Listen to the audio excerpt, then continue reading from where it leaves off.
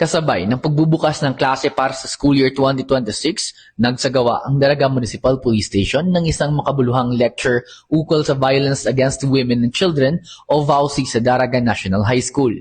Pinangunahan ni Police Corporal Carol Ann M. Villegas, PCAD PNCO ng Daraga MPS ang nasabing aktibidad sa ilalim ng pamamahala ni Police Lieutenant Colonel Mary Grace Tagtag, Chief of Police.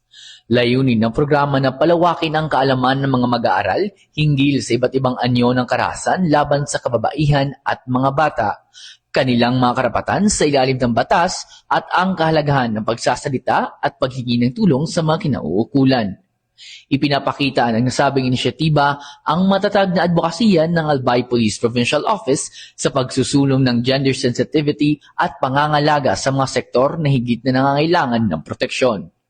Sa ilalim ng pamumuno ni Police Colonel Noel Donato Nunez, patuloy nang sasagawa ang Albay PPO ng mga programang pang-edukasyon at information campaign upang labanan ang karahasan at mapanatili ang kapayapaan at kaayusan sa lalawigan.